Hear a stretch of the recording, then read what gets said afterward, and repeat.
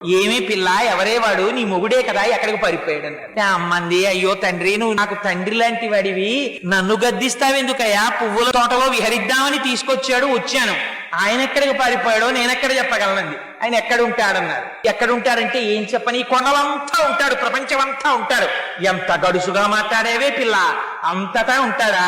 కానీ నీ ఆయన్ని చూపించలేవా? ఎక్కడికి పోతాడు? చీకటిగా ఉంది కదా, నేను వృద్ధుణ్ణి అయిపోయాను. నిన్ను గుర్తుపడదామన్నా నువ్వెవరో గుర్తుపట్టలేకపోతున్నాను. అందుకని నిన్ను ఈ సంపంగి చెట్టు కట్టేస్తానని మొలకున్న ఉత్తరీయం తీసి ఉత్తరీయం వేసి కట్టేశారు. ఆయన కట్టేస్తే పాపం తల్లి రాత్రంతా సంపంగి చెట్టుకి కట్టుబడిపోయి ఉండిపోయిందండి. ఏమా తల్లి కర్మ, ఆ తల్లి కనుబొమ్మ కదిలితే ఐశ్వర్యం వస్తుంది.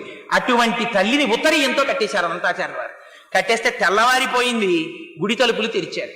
తెరిచి లోపలికి వెళ్లేసరికి స్వర్ణ లక్ష్మి కనపడలేదు. కనపడకపోతే అర్చకులు తెల్లబోయారు. వెంకటేశ్వర స్వామి వారు చెప్పారు, పాపం అర్చకుల్ని నిర్బంధించి కొట్టబోయారు. కొట్టబోతే అప్పుడు ఆలయ అధికారులకి చెప్పారు, అర్చకుల తప్పు లేదు, అనంతాచార్యులు కట్టేశాడు, వెళ్ళి అమ్మవారిని తీసుకురండి అన్నాడు. అంటే ఎలా తీసుకురావాలి? కన్యాదానం చేయడానికి పిల్లని తీసుకొచ్చినట్టు తీసుకురావాలి, అనంతాచార్యులు అలా తీసుకురామనండి అన్నారు. అందుకని 8 ఏళ్ల పిల్లగా మారిపోయింది. సంకనెత్తుకుని వచ్చారు అనంతాచార్యులు వారు.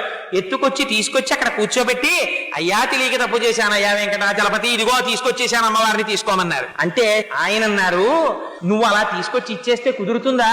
నువ్వు మళ్ళీ నాకు పిల్లని తెచ్చి ఇచ్చిన వాడివి, నువ్వు మామగారివి నాకు అని మామగారు అని పిలిచి తను కట్టుకున్నటువంటి పంచె విప్పి అనంతాచార్యులు వారికి మెడలో వేశారు. తను పెట్టుకున్న కర్ణాభరణములను తీసి అనంతాచార్యులు వారి చెవులకి తొడిగారు.